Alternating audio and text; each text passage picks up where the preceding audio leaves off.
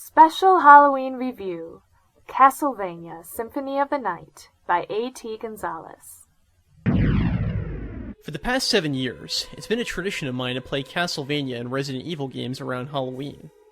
Usually I replay Super Castlevania, Rondo of Blood, Aria of Sorrow, and or Symphony of the Night. The Castlevania series, Konami's premier vampire-slaying games, are classics of the action genre. The Castlevania storyline chronicles a family's grudge with Dracula, the undisputed lord of all evil, across many generations. The origins of the series date back to the 8-bit era. Since the mid-1980s, there have been over 20 Castlevania releases, spread across a wide variety of gaming platforms. For the longest time, the series stuck with a linear 2D action playstyle. Castlevania 3 and Rondo of Blood shook things up by adding alternate routes to the stages, and giving players the opportunity to play as more than one character.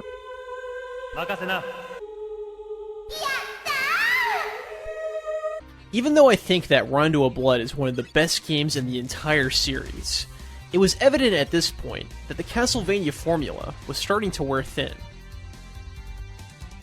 After taking a break for a few years, Castlevania returned with a vengeance in 1997's Castlevania, Symphony of the Night. Symphony, a sequel to Rondo of Blood, was a major game changer for the series. We start off with something I've never seen before or since in a video game. The first level is the final boss battle of the previous game. It's not nearly as hard as it was in Rondo, though. In fact, it's impossible to lose the fight.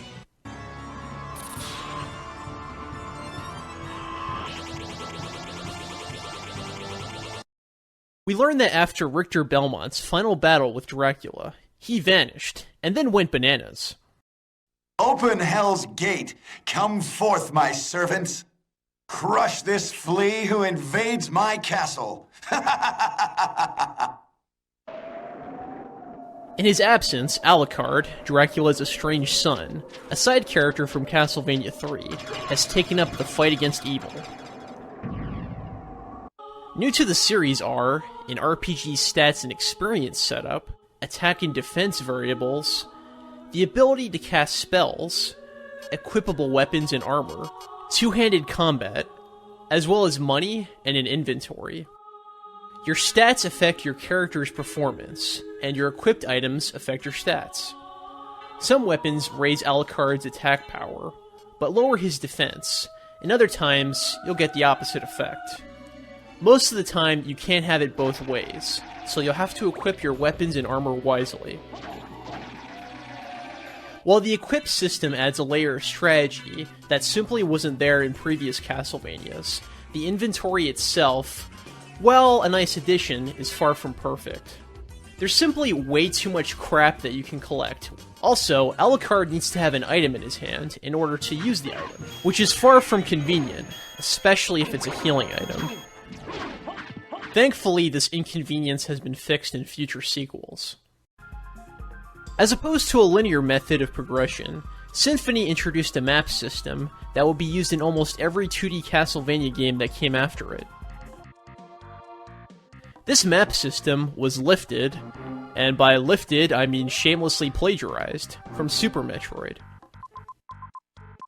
Much like in Super Metroid, Symphony's overworld is one giant area divided into many sections. The player is occasionally given hints where to go next, but for the most part, he or she is free to explore the castle at his or her own pace.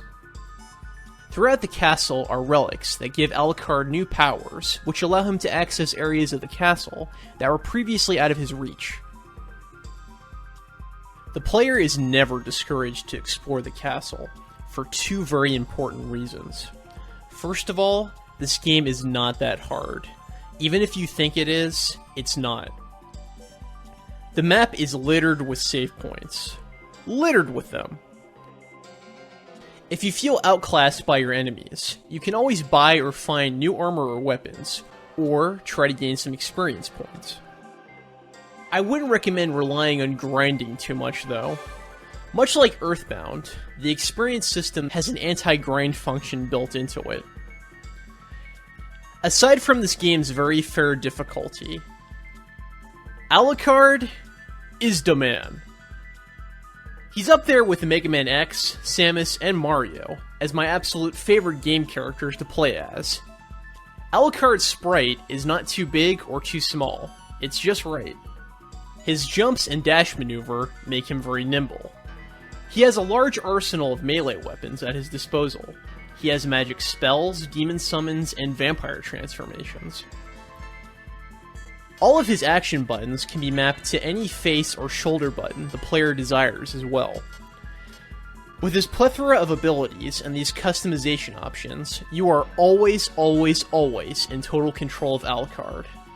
Alucard rocks.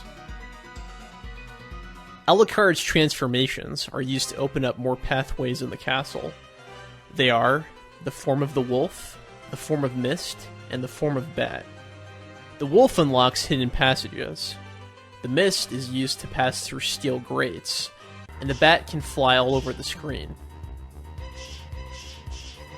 The collision for each of these forms is a bit wonky, which allows for many interesting exploits and glitches.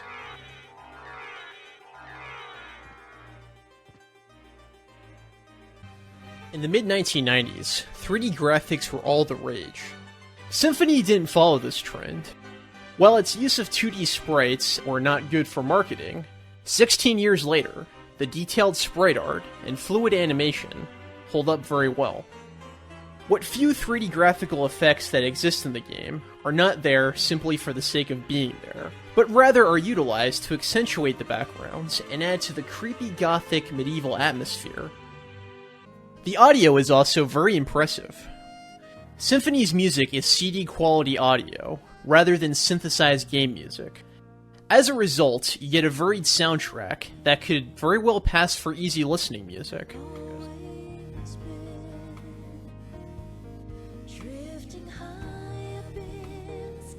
The voice acting in this game is infamous for being cheesy, and at times awful. You're a vampire? This switch hasn't been pressed yet. Don't forget that some animals can live in complete darkness. But that never bothered me too much. Castlevania games have goofy storylines that don't take themselves very seriously. Adding too much gravitas ruins the fun. And I like the echo effect that everybody's voice was processed with. I'll feast on your soul this night. Come here, little boy, and show me what you've got. It sounds kinda creepy. Aside from my issues with the inventory system, there's one other thing that bothers me about this game. There are a few times too many where you must transverse a narrow, vertical corridor by zigzagging back and forth. There are also a few times too many where the player can take a huge drop and then spend several minutes trying to work their way back up. Recovering from this isn't hard, it's just inconvenient. If they made some better level design choices, it could have been avoided. As a side note, this is one of the biggest issues I have with Circle of the Moon. I'm also not the biggest fan of the inverted castle. Just feels like another way to pad out the game, you know? For collectors, Symphony of the Night is a somewhat uncommon PlayStation 1 game. Consistently, it's been in high demand for many years. Even with the reprint, it's not surprising to see a used copy of this game command over $40. For the purposes of this review, I've been playing the ISO of the PlayStation Classics version on my PS3, which is priced at a much more affordable and reasonable $10. You can even transfer it to your PSP. A version of Symphony is also an unlockable feature in the PSP remake of Rondo of Blood. There's also an Xbox Live Arcade version that supposedly has a few issues with registering inputs and has some audio and collision problems, but I don't own a 360 and I haven't played that version in about 5 years, so I don't have a fresh opinion on that situation. Symphony of the Night is far from what I would call a perfect game, but it's a damn good one nonetheless. With an environment that encourages and rewards curiosity, a fun-as-hell main character to play as, and a large number of customization options, it remains a high point in the series, and one of my absolute favorite games of all time.